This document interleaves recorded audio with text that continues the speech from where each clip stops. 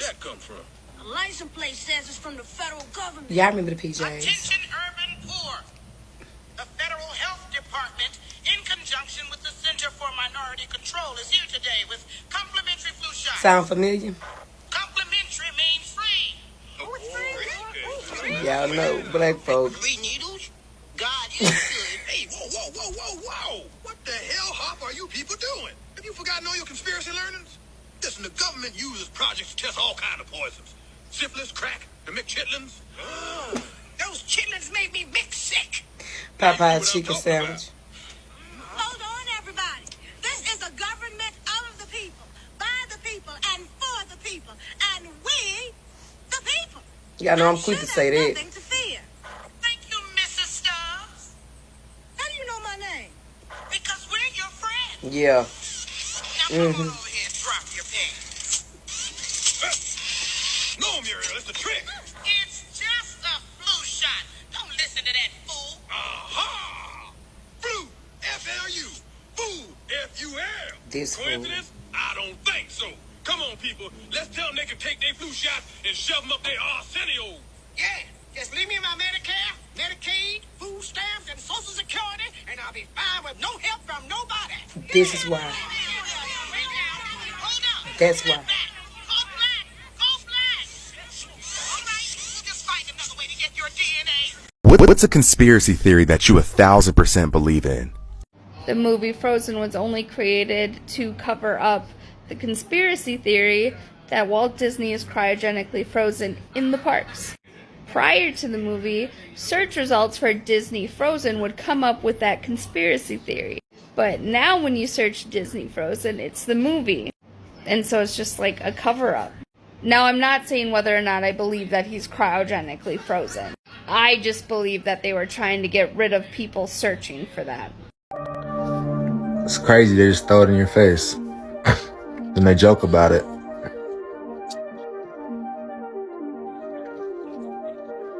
White House is called the People's House because in America, the government works for you. Bullshit! Listen up, kids. Everything they teach you in school is a lie. What's the truth? The world is controlled by shadowy elites and shape-shifting lizards. And of course, I got him being a drunk, so niggas ain't gonna believe him. What does it mean? Am I the only one who cares that the president is a robot? Wake up, sheeple! The evidence is right here.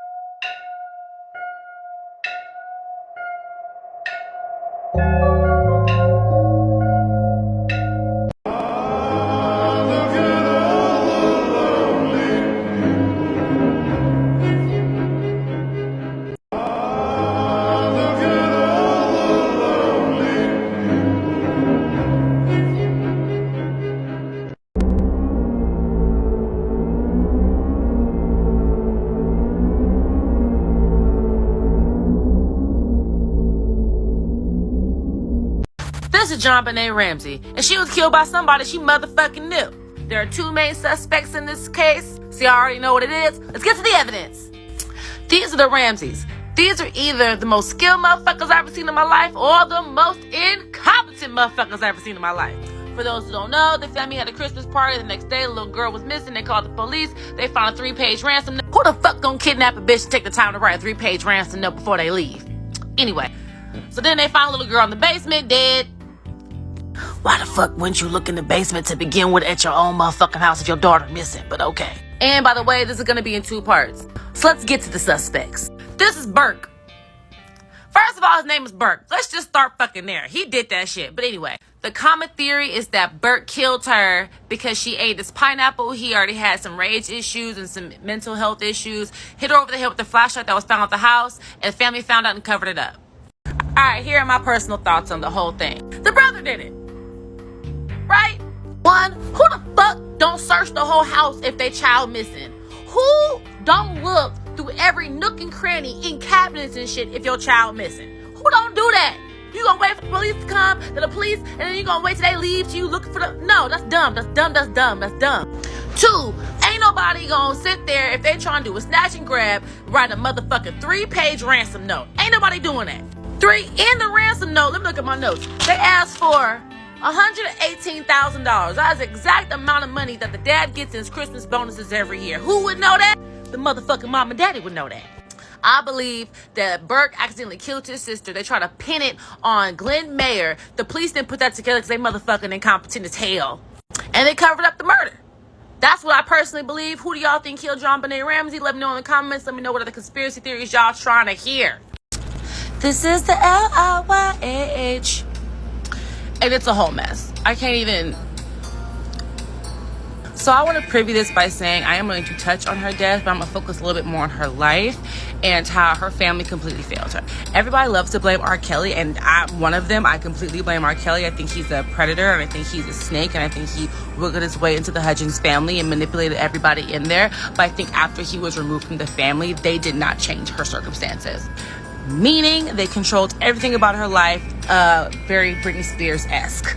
So much so that it ultimately killed her. There's no one else to blame but her family. And I don't care. I don't care. All this is alleged, and most of it's my opinion. But my opinions are usually right because I'm a Virgo, so you can take it with that how you will. Let's get to the evidence.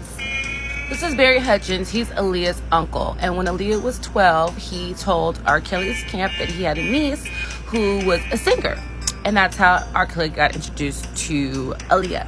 Ultimately resulting in R. Kelly grooming Aaliyah from 12, getting her pregnant at 14, and marrying her at 15. You don't think the family knew? Look at these niggas. You don't think the family knew? He in the back. Look.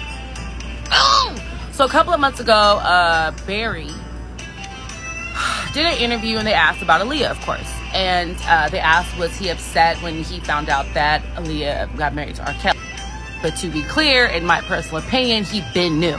He knew they were together. Who didn't know? And he said, of course I was upset, but I found out that in that moment that I'm not a cold-hearted person. So I went to Louis Farrakhan and I prayed about it, and I just believed that karma was gonna deal with him. You mean karma instead of, the police? The police? So you pretty much ignored your niece's abuse for your own personal gain. And you think you see in heaven? Barry? And this is Aaliyah's mama, right there, who also knew. But she was also having an affair with R. Kelly. They said that R. Kelly would leave Aaliyah in the room, which makes me know that everybody knew that this was happening to her. And nobody gave a fuck until it got publicized she got married. And they're like, oh, the money. He would leave the room with Aaliyah and then go sleep with her mama. Nobody was protecting this child. Nobody. It's a freaking shame. So let's get to her death.